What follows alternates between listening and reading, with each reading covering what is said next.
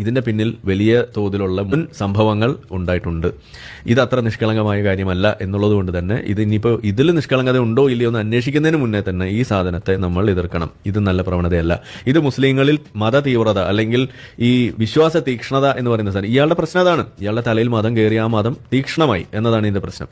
ചെറിയ അളവിൽ ആഴകുഴമ്പൻ വിശ്വാസികളായിട്ട് പോകുന്ന ആളുകളൊക്കെ ഇവിടെ ഉണ്ട്. ഇപ്പം നമ്മളും ജിമ്മിലൊക്കെ പോകും, അവിടെ ആളുകൾ പെണ്ണുങ്ങൾ ആണുങ്ങളൊക്കെ ഉണ്ടാവും. നമ്മൾ അവിടെ പോയി വായി നോക്കി നിൽക്കലാണോ നമ്മുടെ പണി? അല്ല, അവരവരുടെ പണി അവിടെ എടുക്കും, നമ്മൾ നമ്മളെ പണി എടുക്കും. അത് കഴിയുമ്പോൾ വെള്ളം കുടിച്ച് പോരും. ഇതല്ലേ നമ്മൾ ചെയ്യുന്നത്. ഈ സാധനം ചെയ്യാന്ന്. അതാണ് ഞാൻ പറഞ്ഞത്.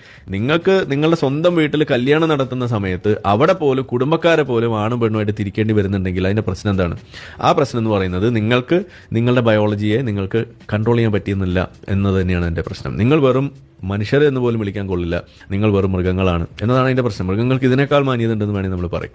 അതിലെ അവിടെ സംഭവിക്കുന്നത്. അപ്പോൾ നിങ്ങളെ സ്വന്തം വീട്ടിലെ കുഞ്ഞുമാനെയോ അല്ലെങ്കിൽ ഉമ്മുമാനെയോ അതല്ലെങ്കിൽ നിങ്ങളെ കസിൻസിനെയോ കാണുമ്പോൾ നിങ്ങൾക്ക് ലൈംഗിക ഉത്തേജനം ഉണ്ടാകുമോ എന്ന ഭയം, അത് തടയാൻ വേണ്ടി, ഫിത്ന തടയാൻ വേണ്ടിയിട്ടാണ് ഇതൊക്കെ എന്ന് നിങ്ങൾ പറയുമ്പോൾ പ്രശ്നം എവിടെയാണെന്നുള്ളതാണ് നിങ്ങൾ ചോദിക്കേണ്ടത്. ഇനി ഇങ്ങനെയൊക്കെ നിങ്ങൾ പറയുന്നു, എന്നിട്ട് മക്കയിൽ എന്താ നടക്കുന്നത്? മക്കയിൽ ഈ ആണും പെണ്ണും ഇടകലർന്ന് അവിടെ ജാക്കി വെപ്പല്ലേ? മക്കയുടെ പേര് തന്നെ ജാക്കിസ്ഥാനായി മാറിയിരിക്കുന്നു. എപ്പോഴെങ്കിലും അറിയുന്നുണ്ടോ? അപ്പൊ ഞാൻ ഇവിടെ ചോദിക്കുന്ന കാര്യം അല്ലെങ്കിൽ പറഞ്ഞു വെക്കുന്ന കാര്യം എന്ന് പറയുന്നത്, ഈ തരത്തിൽ ഒരു ആണും പെണ്ണും അങ്ങ് ഇടപഴകുന്നു അല്ലെങ്കിൽ ഒരു മ്യൂസിക് കേൾക്കുമ്പോഴേക്ക് ഇടിഞ്ഞു വീഴുന്നു എന്ന് പറയുമ്പോൾ എത്രമാത്രം വികലമാണ് ഇവരുടെ ലോക കാഴ്ചപ്പാട്, വീക്ഷണം എന്നുള്ളതാണ്. എന്നാൽ ഈ പറയുന്ന മദ്രസ പീഡനങ്ങൾ അഡ്രസ് ചെയ്യാൻ ഇവരെന്തെങ്കിലും ചെയ്തിട്ടുണ്ടോ? നമ്മൾ എത്ര കാലമായിട്ട് പറയുന്നു മദ്രസകളിൽ സ്ത്രീ അധ്യാപകരെ വെക്കണം, എപ്പോഴെങ്കിലും അതിനെക്കുറിച്ച് ഒരു സീരിയസ് ആയിട്ടുള്ള ചർച്ച കൊണ്ടുവന്നിട്ടോ? അവർ CCTV വെക്കണം എന്ന് പറയുന്നു, പരാതിപ്പെട്ടി വെക്കണം എന്ന് പറയുന്നു, ഓൺലൈൻ ആക്കണം മദ്രസ, ഈ അസമയത്തുള്ള മദ്രസ അധ്യാപനം നിർത്തണമെന്ന് നമ്മൾ പറയുന്നു. പാതിരാത്രിക്കും നേരം വെളുക്കുന്നതിന് മുന്നേക്കുള്ള മദ്രസ അതൊന്നും പാടില്ല, നേരം വെളുത്തിട്ട് വെളിച്ചത്തുള്ള സാധനങ്ങൾ മതി എന്ന് നമ്മൾ പറയുന്നതുകൊണ്ട്. പക്ഷേ ഇതുവരേക്കെങ്കിലും എപ്പോഴെങ്കിലും ഇതൊരു വലിയ ചർച്ചയാക്കിയിട്ട് ഇവർ കൊണ്ടുവന്നിട്ടുണ്ടോ? ഹലാൽ മദ്രസ എവിടെയെങ്കിലും നിങ്ങൾ കേട്ടിട്ടുണ്ടോ? ഇല്ല. മദ്രസയിൽ നടക്കുന്നത് ഈ തരത്തിലുള്ള അഴിഞ്ഞാട്ടം തന്നെയാണ്. മദ്രസകളിൽ എന്നും ഓരോ പീഡനം വെച്ചെങ്കിലും ഓരോ മദ്രസയിൽ നടക്കുന്നു എന്ന് തന്നെ നമ്മൾ വേണമെങ്കിൽ പറയും. ഒരു മദ്രസ പീഡന ദുരനുഭവം ഇല്ലാത്ത ഒരു പെൺകുട്ടിയെ പോലും നമുക്ക് കാണാൻ കഴിയില്ല മദ്രസയിൽ പഠിച്ചിട്ടുള്ള. എന്തെങ്കിലും ചെറുതായിട്ടാണെങ്കിലും കിട്ടും. ആൺകുട്ടികളെ വെറുതെ വിടുന്നില്ല എന്നുള്ളതാണ്. നമ്മൾ കണക്കെടുത്തപ്പോൾ നമ്മൾ കണ്ടത് ആൺകുട്ടികളാണ് പെൺകുട്ടികളെക്കാൾ കൂടുതൽ ഇരകളായിട്ടുള്ളതെന്നാണ് നമ്മൾ കാണുന്നത്. അപ്പോൾ അതിൽ ഇവർ ഇടപെടുന്നില്ല.